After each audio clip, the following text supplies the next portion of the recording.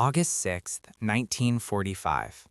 Evening falls over the quiet English countryside at Farm Hall, a secluded manor near Cambridge. Inside, 10 of Germany's foremost physicists gather around a wireless set, the air thick with pipe smoke and the faint scent of aged oak.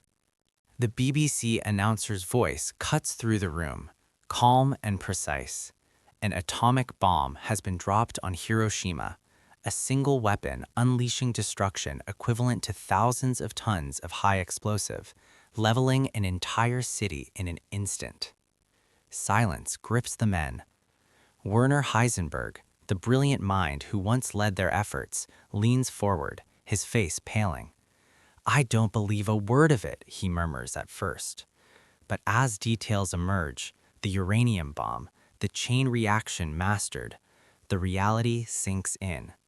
Otto Hahn, discoverer of fission itself, buries his head in his hands, overwhelmed by the monstrous fruition of his 1938 breakthrough.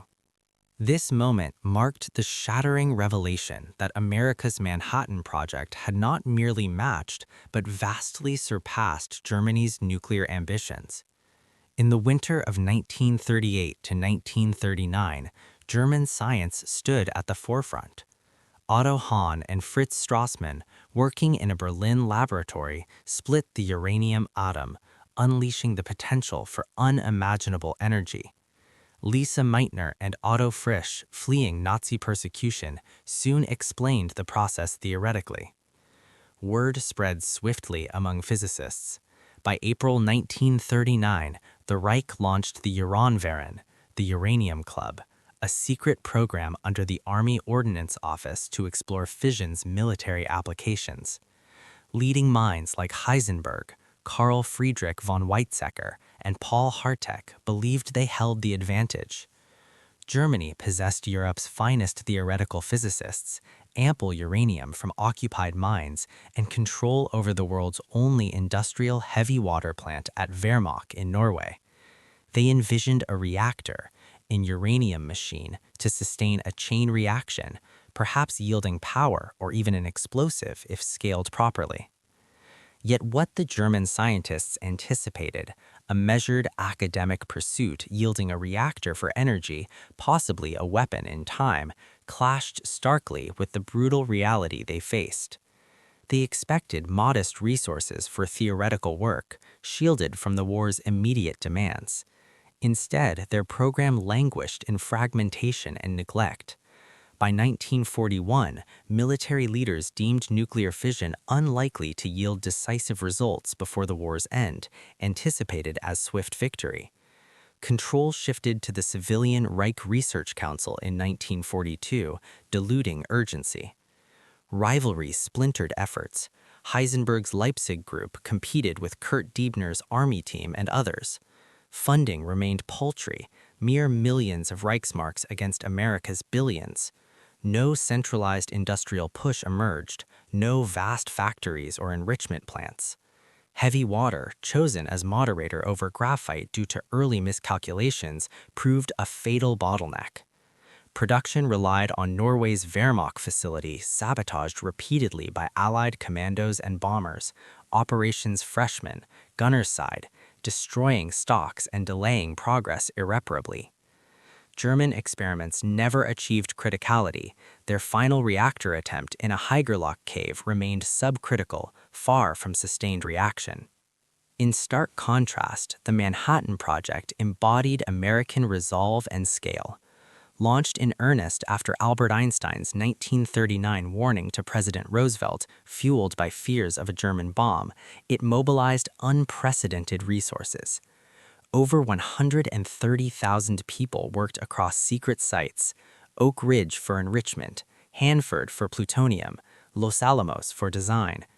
Costing nearly $2 billion, equivalent to tens of billions today, it built colossal facilities: gaseous diffusion plants spanning acres, electromagnetic separators consuming power for entire cities. Enrico Fermi achieved the first controlled chain reaction in Chicago in December 1942.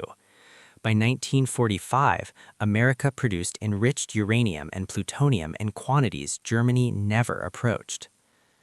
The Farm Hall transcripts, secretly recorded during the scientists' internment under Operation Epsilon, preserve their raw reactions. Heisenberg initially dismissed the news. "I don't believe a word of the whole thing." But as calculations unfolded, shock deepened. He admitted misestimating the critical mass, overstating it by orders of magnitude, assuming tons needed where kilograms sufficed.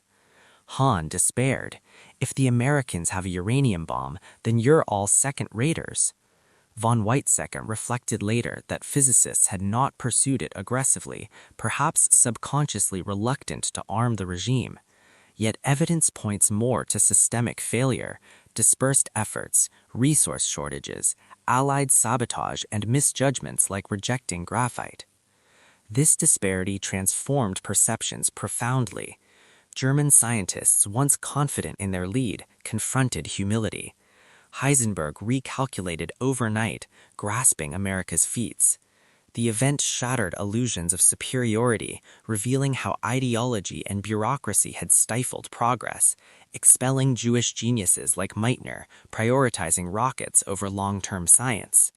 Many later claimed moral restraint, glad no bomb fell into Hitler's hands, but the transcripts betray initial dismay at failure, evolving into rationalization. Throughout their struggles, heavy water recurs as a poignant symbol of scarcity versus abundance. For Germany, it was a rare, contested elixir from distant Norway, barrels painstakingly shipped amid peril, embodying constrained dreams under rationed war economy. For Americans, resources flowed like water itself, vast uranium shipments, unlimited electricity, graphite in purity and quantity unimaginable. Heavy water represented not just a moderator, but the essence of democratic mobilization, open collaboration, immigrant talent harnessed, industrial might unleashed without ideological purges. In the end, that August evening at Farm Hall echoed a larger truth. The atomic bomb's birth in American hands affirmed not merely technical triumph, but the power of freedom's abundance. Societies drawing strength from diversity, unity of purpose, and boundless resource. Where tyranny scattered genius and hoarded scarcity, democracy forged unity from multiplicity, turning theoretical promise into world-altering reality. The mushroom cloud over Hiroshima cast long shadows, reminding that true progress thrives not in isolation or fear, but in the open pursuit of knowledge for humanity's sake. Germany's nuclear dreams, outrun and overtaken, stood as testament. Abundance, born of liberty, prevails over the constrained visions of oppression.